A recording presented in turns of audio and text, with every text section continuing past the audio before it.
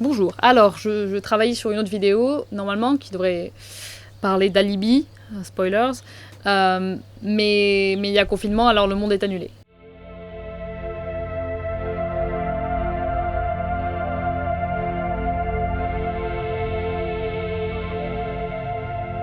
Alors confinement, ça veut dire qu'on est coincé chez soi, c'est vachement dur à dire, qu'on est coincé chez soi, et ben quand on est coincé, on a quand même un petit peu envie de s'échapper, et là je me suis dit, mais on fait quoi déjà quand on n'a nulle part où aller, mais on a quand même envie de s'évader?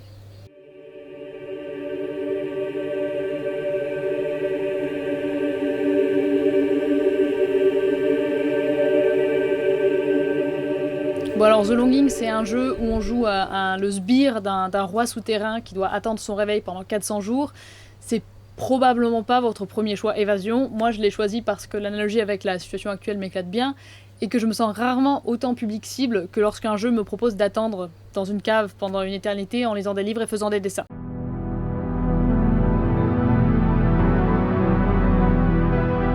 N'empêche que quand on n'a pas la possibilité de sortir dans le vrai monde, la possibilité d'arpenter des mondes alternatifs est d'autant plus séduisante. Dans cette petite vidéo, on va se demander où est-ce qu'on va au juste quand on joue.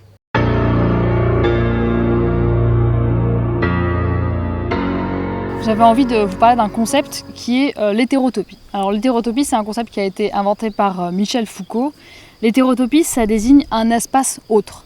Donc ça se différencie de l'utopie en ce sens que ce sont des espaces qui existent vraiment, c'est pas quelque chose qui existe simplement dans l'imagination ou dans l'idéal, mais qui sont différents.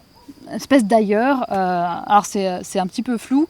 La définition de Foucault est pas super claire, donc je vous la lis. C'est une hétérotopie, donc ce sont des sortes d'utopies effectivement réalisées, dans lesquelles tous les emplacements réels que l'on peut trouver à l'intérieur de la culture sont à la fois représentés, contestés et inversés. Bon, il y a plein de choses dans cette définition. Déjà, c'est quoi la culture? On n'est pas rendu. On va donner ici à la culture un sens très structurel. La culture, c'est tout ce qui permet à une société d'exister et de se reproduire de la façon dont elle existe ordinairement. Donc c'est tout ce qui donne forme à la société, à la vie sociale et tout ce qui l'encadre. Vu le rapport que Foucault a aux lois et aux normes, on va dire que c'est pas une définition déconnante, même si bien sûr c'est juste en contexte de façon instrumentale pour pouvoir expliquer ce concept-là d'hétérotopie. Il y a des millions et des millions de façons de définir la culture et je vais pas essayer de m'engager sur ce terrain-là pour l'instant. À l'intérieur de la culture, on a donc les institutions, premièrement, donc comme l'école, la justice, le système électoral, etc. Ce sont des éléments qui donnent forme et qui maintiennent donc cette forme dans le temps. Les hétérotopies, en revanche, ce sont des bulles, des espaces qui fonctionnent différemment avec des temporalités différentes. Souvent, ce sont des lieux où on repousse même ce qu'on n'a pas envie de voir dans la réalité dominante. Ce sont par exemple des espaces donc, de contestation comme un squat anarchiste ou un bar gay, ou des espaces de relégation. Donc reléguer, c'est-à-dire on va mettre là les choses qu'on n'a vraiment pas envie de voir dans la société. Ça va être par exemple, bien sûr, je parle de Foucault, donc voilà, les prisons ou les hôpitaux psychiatriques ou les camps de réfugiés aussi par exemple. Bon, je suis encore en train de faire un truc super théorique, pourtant je me suis mis dehors dans les champs là pour... faut pas faire ça, c'est mal. Non, bref. Je suis en prise avec ma conscience. Ce que je veux dire à la base, c'est que les jeux, en l'occurrence, on va plutôt parler de jeux vidéo aujourd'hui, mais les jeux de façon générale sont des espèces d'ailleurs, mais que ces ailleurs-là ne sont pas coupés de la réalité ordinaire. C'est-à-dire que quand on y va, on ne sort pas vraiment de la réalité du monde duquel on a l'habitude, c'est ce dont j'ai parlé dans la dernière vidéo. Et c'est aussi ce que le concept d'hétérotopie va nous permettre de comprendre un petit peu mieux. Il y a une dépendance très concrète entre les hétérotopies et la réalité ordinaire. Que ce soit des espaces qui soient arrachés à la culture, comme ce que je disais dans les espaces un peu subversifs, un petit peu autres, ou des espaces qui sont créés par elle pour résoudre ses propres contradictions, ils restent en relation avec celle-ci. Ils restent en relation avec la réalité ordinaire. Alors il y a plein de façons dont le jeu dépend de la culture. D'abord, symboliquement, du point de vue de ce qu'on peut représenter, ce qu'on peut imaginer, en fait, la façon dont on va être justement culturellement déterminé pour apprécier certaines choses, pour penser certaines choses, etc.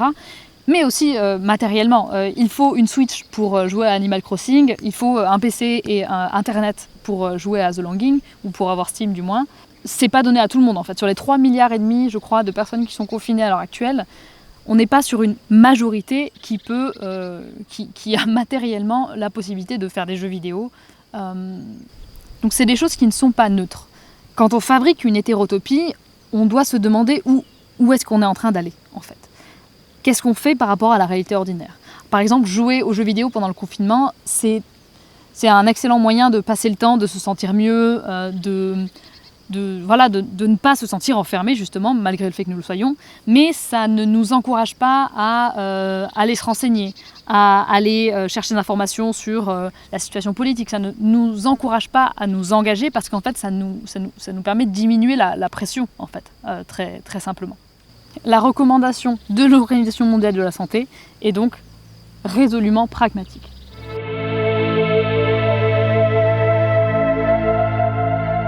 Bon, bien sûr, je suis pas en train d'encourager qui que ce soit à sortir, sauf si, comme moi, vous avez la chance d'avoir des espaces verts accessibles et seuls, entre guillemets. Les choses auraient pu être gérées de façon bien meilleure au niveau politique et sans assigner des milliards de personnes à résidence, mais en l'état, la chose la plus responsable à faire en tant qu'individu, ça reste de rester chez soi, de limiter les contacts et de ne sortir que quand on en a vraiment besoin. Même si là encore, c'est plus facile à faire quand on a de l'espace dans lequel être confiné ou à minima un petit peu d'intimité. Je vous invite tout de même à considérer ça. Quand on joue, alors certes, on s'évade, mais on reste toujours solidement arrimé à la réalité ordinaire, à la réalité plus globale dans laquelle on s'inscrit et dans les conditions matérielles qui nous permettent d'accéder au jeu.